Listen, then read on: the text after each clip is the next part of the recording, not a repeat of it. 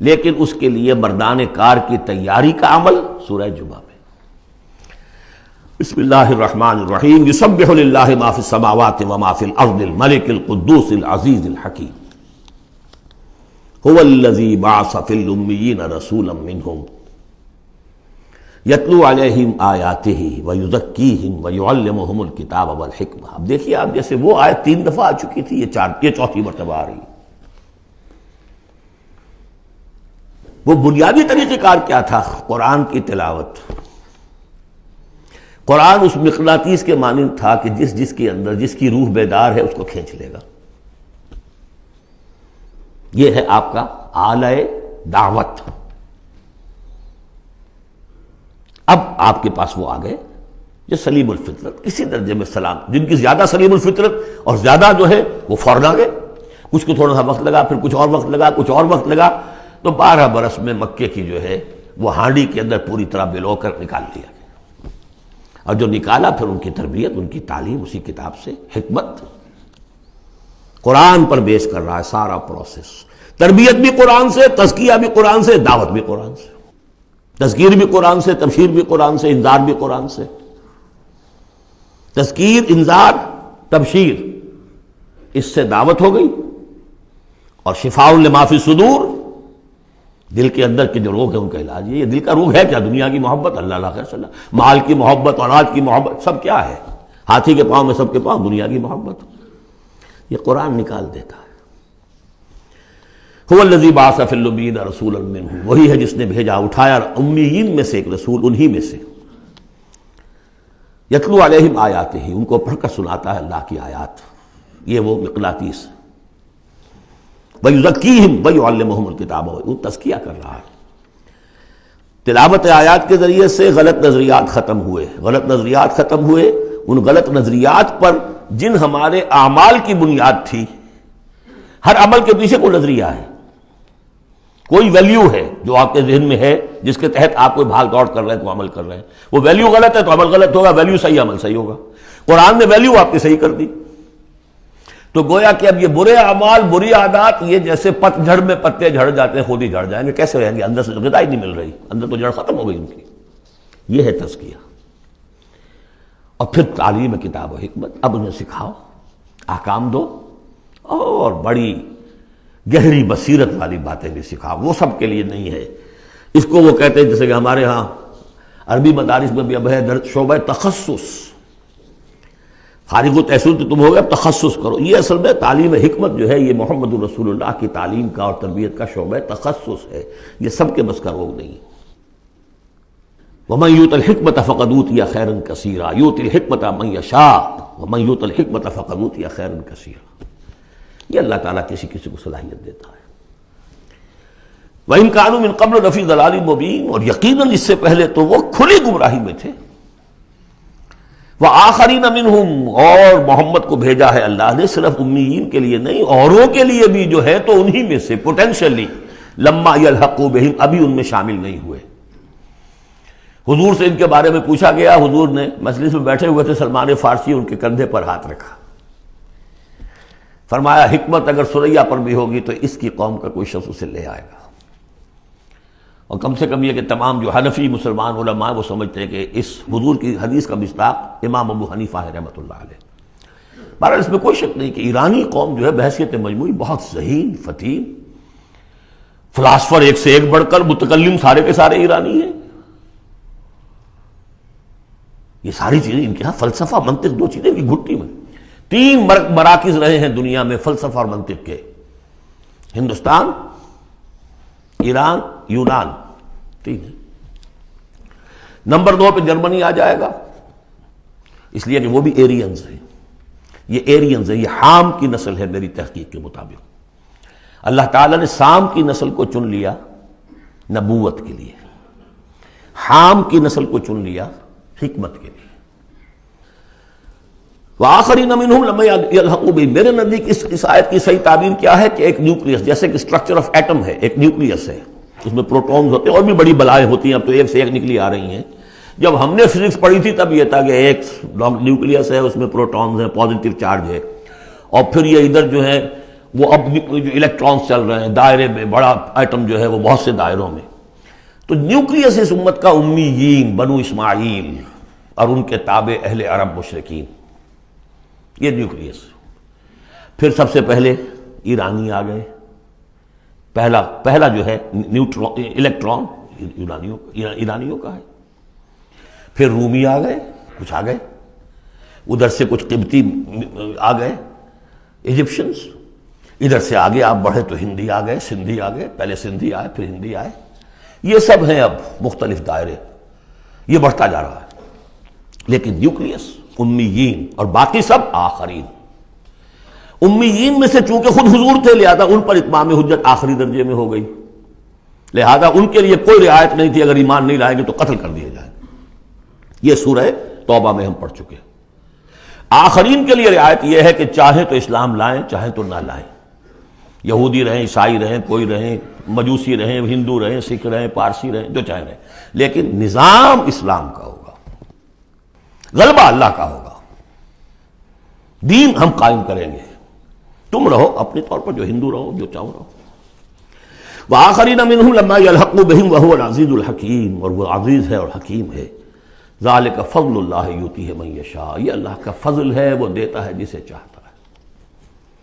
اللہ کا فضل ہے. اس فضل کے بڑے درجے ہیں. سورہ بنی اسرائیل میں آیت پڑھی، ان فضلہ کان علیک کبیرا.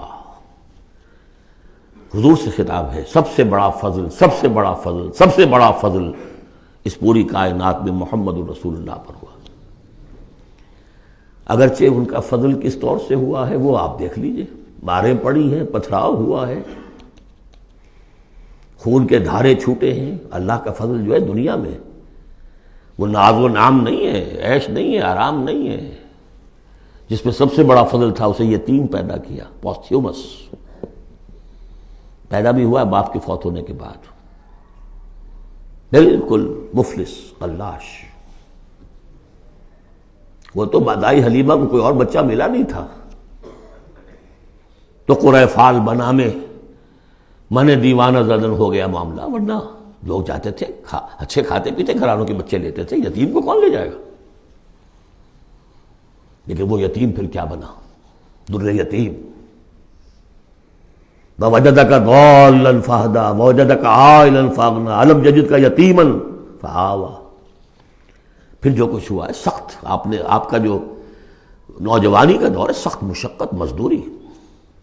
آپ کہتے ہیں میں قریش کی بھیڑیں بکریاں چند ٹکوں کی مزدوری پر چلایا کرتا تھا. قراریت، درہم و دینار نہیں، قراریت، ٹکے پیسے. بہرحال یہ دنیا کا معاملہ اور ہے. فرمایا وآخرین منہم لما یلحقوا بہم وہو العزیز الحکیم. ذالک فضل اللہ، یہ میں بیان کر رہا تھا. فضل کبیر بلکہ فضل اکبر تو ہوا حضور پر. پھر جو بھی محمد کے دامن سے وابستہ ہو گیا بہت بڑا فضل ہے. چاہے اللہ نے ہمیں پیدائشی طور پر یہ فضل دے دیا ہے، ہم اس فضیلت کا قدر نہ کریں اور وہ پھر راندہ درگاہ حق ہو جائے وہ دوسری بات ہے. اللہ نے تو دیا. بل اللہ یمن علیکم ان ہداکم للایمان، تمہیں اس راستے پر ڈال دیا ہے. اللہ کے بندو تمہیں پیدا کیا وہاں جہاں تم نے پیدا ہوتے کال میں اذان سنی ہے اور دوسرے کال میں اقامت سنی ہے. اس سے بڑا فضل کیا ہوگا؟ لیکن تم نے اس کی ناقدری کی تو یہ دوسرا بات ہے. ذالک فضل اللہ یؤتیہ من یشاء واللہ ذو الفضل العظیم. اللہ بڑے فضل والا ہے. لیکن یہ کہ اب یہ جو پروسیس تھا، جو محمد رسول اللہ کا اعلی انقلاب تھا، قرآن،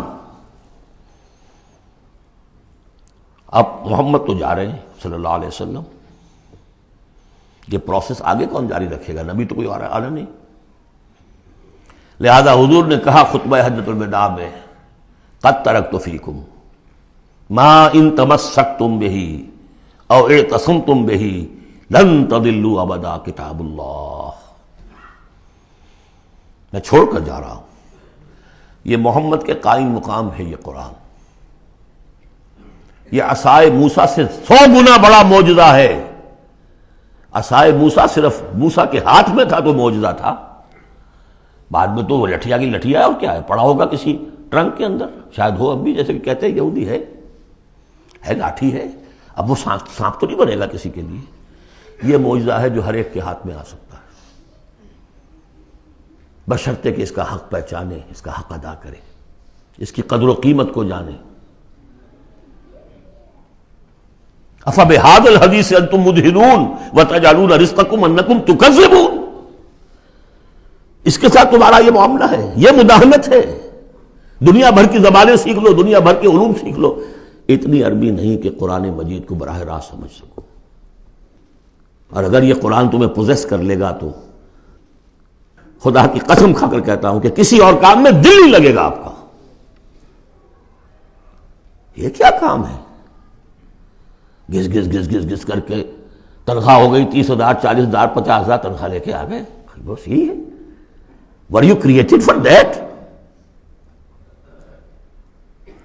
ابراہیم بن ادم کا آپ نے سنا ہوگا نام، بادشاہ تھے کسی علاقے کے، شکار پر گئے ہوئے تھے تو وہاں کہیں آواز انہیں سنائی دی، کسی فرشتے کی تھی یا یہ کہ خود ان کے اپنے دل کی آواز تھی، یا ابراہیم لہذا خلقت ام لہذا امرت، اے ابراہیم سوچو کیا اس کام کے لیے تمہیں پیدا کیا گیا تھا؟ کیا تم اس کام کے لیے پیدا کیے گئے تھے اور تمہیں اس کام کا حکم ہوا تھا شکار کرو جا کر؟ بس وہی سے کایا پلٹ ہوئی۔ تو سوچنے کی بات ہے۔ اب ترتیب بتا رہا تھا اصل میں، ورنہ بات لمبی ہو جائے گی، کہ اب یہ قرآن کے بارے میں تمہارا طرز عمل کیا ہوگا۔ تصویر دکھائی جا رہی ہے پھر سابقہ امت کی، انہیں بھی ہم نے دی تھی کتاب تورات۔ مثل الذین حملوا التوراۃ ثم لم يحملوها كمثل الحمار يحمل اسفارا، مثال ان لوگوں کی جو حامل تورات بنائے گئے پھر وہ اس کے حامل ثابت نہ ہوئے۔ اور حمل میں خاص ایک بات ہے، حمال کسے کہتے ہیں؟ بوجھ اٹھا کر ایک جگہ سے دوسری جگہ لے کر جانا، حمال اسے کہتے ہیں۔ اسر اور حمل میں نے فرق بتایا تھا آپ کو سورہ بقرہ جب پڑھ رہے تھے آخری، کہ اسر وہ بوجھ ہے جس کے نیچے انسان دب کر رہ جائے، چل نہ سکے، اسر ہے، اور حمل وہ ہے جس کو لے کر چل سکے۔ اب عورت کا بھی حمل ہوتا ہے، وہ لے کر چلتی ہے۔ بہرحال جب ایڈوانس پریگننسی ہوتی ہے، دکھ تو ہے، تکلیف ہے، واہنن علی واہنن تو ہے، چل سکتی ہے۔ اسی طرح حمال ہے، وہ لے کے جا رہا ہے۔ تو حملوا التوراۃ، یہ اللہ تعالیٰ جس کو یہ کتاب دیتا ہے، حامل بناتا ہے، اس کے ذمے سے پہنچاؤ۔ لتبیننہ، تمہارا فرض ہے اسے واضح کرو، اسے عام کرو۔ یا اہل القرآن، حضور نے فرمایا ہے قرآن والوں، لا تتوسدوا القرآن، قرآن کو تکیہ نہ بنا لینا، ایک ذہنی سہارا۔ ہمارے پاس اللہ کی کتاب ہے، 40 من سونا ہم نے لگا دیا ہے اس قرآن کو تاروں سے لکھنے پر، معلوم ہے آپ کو، رکھا ہوا ہے ہمارے ہاں، ایوبی دور کی یادگار۔ بہرحال قرآن مجید کے حامل بنائے گئے تھے اس لیے کہ اوروں تک پہنچاؤ۔ ثم لم يحملوها، انہوں نے نہیں اٹھایا۔ کمثل الحمار، ان گدھوں کے مانند ہیں، یحمل اسفارا، جو کتابوں کا بوجھ اٹھائے پھر رہا۔ مکالمات فلاطن بھی لکھ دیجئے آپ، باندھ کر گشڑی رکھ دے، انسائکلوپیڈیا برٹانیکا پورا رکھ دے، گدھے کو کیا فائدہ اس سے؟ مثل القوم الذین کذبوا بآیات اللہ، مثال اس قوم کی جس نے اللہ کی آیات کو جھٹلایا، بے صاحب بہت بری ہے۔ اب یہ جھٹلانا میں پہلے واضح کر چکا ہوں سورہ واقعہ پڑھتے ہوئے، یہ جھٹلانا ہے، یہ ہمارا قرآن کو جھٹلا رہے ہیں ہم اپنے عمل سے۔ ایک شخص آپ سے پوچھے گا آپ قرآن کو اللہ کا کتاب مان لیا؟ میں مانتا ہوں۔ آپ نے کبھی پڑھا اس کو؟ آپ 7 سمندر کا سفر پار کر کے یہاں MBA کرنے تشریف لے آئے ہیں امریکہ میں، MBA معلوم ہوتا ہے کہ کوئی پتہ نہیں، کوئی جنت کی کوئی سیٹ ہے، کیا ہے؟ قرآن آپ نے نہیں پڑھا تو کیسا ایمان ہے آپ کا قرآن پر؟ کیا جواب دیں گے؟ تکذیب کر رہے ہیں اپنے عمل سے۔ بئس مثل القوم الذین کذبوا بآیات اللہ واللہ لا یہدی القوم الظالمین، اللہ ایسے ظالموں کو زبردستی تو ہدایت نہیں دیتا۔ اللہ کی ہدایت ایسی گھٹیا شے تو نہیں ہے، اتنی حقیر شے تو نہیں ہے۔ اب دیکھیے 4 آیتیں، یہ یہاں پر بھی 4 4 جمع 3 کی تقسیم ہے۔ 4 آیتیں پوری ہو گئی تھی، حضور کی بعثت 2 میں ہے، امیین نیوکلیس ہے، آخرین سب الیکٹرانز ہیں اس کے چاروں طرف۔ یہ ملٹی نیشنل امت ہے، ملٹی نیشنل فرمز تو آپ کو معلوم، ملٹی نیشنل، جبکہ سابق جو امت تھی بنی اسرائیل وہ یونی ریشیل ایک نسل کی، یونی ریشیل یونی نیشنل، یہ multi racial multi national, Hindi بھی، فارسی بھی، ایرانی بھی، ترک بھی، چینی بھی۔ اب تو دنیا کا میں نہیں سمجھتا کہ کوئی قوم رہ گئی ہو، کوئی نسل رہ گئی ہو جس میں کچھ نہ کچھ مسلمان موجود نہ ہوں۔ اور دوسری بات یہ کہ حضور کا بنیادی کیا ہے؟ اعلیٰ دعوت، اعلیٰ تربیت، جس سے کہ مردان کار تیار کیے جو جہاد اور قتال کریں گے، وہ ہے قرآن۔ اب آگے 4 آیتوں میں وہ جو طرز عمل ہمارا ہو گیا اس کی تصویر دکھائی جا رہی ہے بنی اسرائیل کے طرز عمل میں۔ مثل الذین حملوا التوراۃ ثم لم يحملوها كمثل الحمار يحمل اسفارا بئس مثل القوم الذین كذبوا بآیات اللہ واللہ لا يهدی القوم الظالمین۔ اس کے بعد نتیجہ کیا نکلتا ہے؟ جو آیات الہیہ سے رشتہ ٹوٹے گا تو سہارا کیا چیز رہ جائے گی؟ ہم تو اللہ کے چہیتے ہیں، لاڈلے ہیں، ہمیں تو جہنم میں کوئی جھونک ہی نہیں سکتا، جھونکے گا بھی تو دوسروں کی آنکھ میں دھول جھونکنے کے لیے چند دن کے لیے ہمیں بھی ڈال کے فوراً نکال لیں گے۔ اللہ کو بھی چوری کرنی ہے، خیانت کرنی ہے، ہمارے لیے کرنی ہے۔ اور ہم جیسے بھی کچھ ہیں، جو بھی کچھ ہیں، زانی ہیں، شرابی ہیں، جو بھی کچھ ہیں، لیکن تیرے محبوب کی امت میں، جب تیرے محبوب کی امت میں ہے سیلویشن از گارنٹیڈ، شفاعت تو ملنی ہی ملنی ہے۔ بہت زیادہ کرنا ہے تو کسی بزرگ کی مزار پہ دیگے بھی چڑھا ہے، بس اور کیا رہ گیا۔ یہ ہے وہ سارا معاملہ، یہ ہے وہ امانی، یہ ہے وہ من گھڑت خیالات، یہ ہے وہ وشفل تھنکنگ سے جو عقیدوں کی شکل بن جاتی ہے، جس کی وجہ سے عمل سے، وہ جو اقبال نے کہا کہ پتہ نہیں نام کیا ہے اس کا خدا فریبی کہ خود فریبی، عمل سے فارغ ہوا مسلمان بنا کے تقدیر کا بہانہ۔ وہ تقدیر کی بجائے آپ یہاں یہ عقائد جوڑ لیجئے تو پھر عمل کی کیا ضرورت ہے؟ بے وقوف ہوگا جو عمل کرے، رشوت نہ لے، عیش نہ کرائے بچوں کو، بے وقوف ہے، احمق ہے، پاگل ہے۔ قل یا ایھا الذین ھادوا ان زعمتم انکم اولیاء للہ من دون الناس، کہہ دیجئے اے نبی، اے وہ لوگو جو یہودی ہو گئے ہو، اگر تمہارا واقعی یہ گمان ہے کہ تم اللہ کے دوست اور اللہ تمہارا دوست ہے۔ ان زعمتم، زوم کا لفظ اردو میں بھی بولتے ہیں خیال خام کے لیے، بڑا زوم ہو گیا اسے۔ ان زعمتم، اگر تمہیں یہ خیال خام لاحق ہو گیا ہے، انکم اولیاء للہ من دون الناس فتمنوا الموت ان کنتم صادقین، یہ سورہ بقرہ میں آ چکا مضمون۔ اگر ایسے واقعی خیال ہے تو تمہیں موت کی تمنا کرنی چاہیے۔ دوست سے ملنے کی آرزو ہوتی ہے یا ہجر کی؟ وصال چاہیے یا ہجر چاہیے؟ ولا يتمنونه ابدا بما قدمت ایدیہم، یہ ہرگز تمنا نہیں کر سکتے موت کی۔ کیوں؟ بسبب اس کے جو ان کے ہاتھ آگے بھیج چکے ہیں، انہیں معلوم ہے ہم نے کیا کرتوت آگے بھیجے ہیں۔ بل الانسان علی نفسہ بصیرہ، انسان کو خود معلوم ہے کہ میں کیا کچھ بھیج چکا ہوں، کیا کیا کمائیاں کی ہیں، کیا کیا حرام خوریاں کی ہیں، وہ سارے کے سارے جو ہیں وہ تو آگے بھیجے ہوئے ہیں۔ واللہ علیم بالظالمین، اللہ ان ظالموں سے خوب واقف ہے۔ قل، اے نبی ان سے کہہ دیجئے، ان الموت الذی تفرون منہ فانہ ملاقیکم، وہ موت جس سے تم بھاگتے ہو وہ تم سے ملاقات خود فرما لے گی۔ تم بھاگتے رہو، انہ ملاقیکم، وہ آن کھڑی ہوگی سامنے۔ ثم تردون الی عالم الغیب والشہادہ، پھر تمہیں لوٹا دیا جائے گا اس ہستی کی طرف جو غیب اور شہادہ سب کا جاننے والا ہے، جو تمہارے سامنے ہے اس کا بھی، جو تمہارے پیچھے ہے اس کا بھی، جو بحیثیت نوع انسانی تمہارے لیے کھول دیا گیا اس کا بھی، اور جو تمہارے سے غیب میں رکھ دیا گیا اس کا بھی۔ فَيُنَبِّئُكُم بِمَا كُنتُمْ تَعْمَلُونَ، پھر وہ تمہیں جتلا دے گا جو کچھ تم کرتے رہے تھے۔ یہ دوسرا حصہ ہو گیا 4 آیات کا۔ گویا کہ جو کتاب محمد رسول اللہ دے کر گئے ہیں، قد ترکتم، اور جس کے لیے حکم دے کر گئے تھے کہ اب تمہارے ذمے ہے، میرے کندھے پر سے یہ بوجھ اتر کر تمہارے کندھوں پر آ گیا ہے۔ الا هل بلغت، انا نشهد انك قد بلغت واديت ونصحت، انا نشهد انك قد بلغت الرسالة واديت الامانة وكشفت الغمة، یہ تو گواہیاں لی ہیں۔ اس کے بعد اللہم اشہد، اللہم اشہد، اے اللہ تو بھی گواہ رہے، یہ مان رہے ہیں۔ اور پھر فَلْيُبَلِّغِ الشَّاهِدُ الْغَائِبَ، ایک سائی آف ریلیف، میرے کندھے پر جو بوجھ تھا، انا سنلقی علیک قولا ثقیلا، آج وہ بوجھ میرے کندھے سے اتر گیا، لیکن تمہارے کندھوں پر آ گیا۔ مجھے تو صرف امیین تک یہ فرض براہ راست انجام دینا تھا، تمہیں پوری نوع انسانی تک انجام دینا ہے۔ A heavy burden۔ اس کے لیے یہ ہے دوسرا حصہ 4 آیات کا۔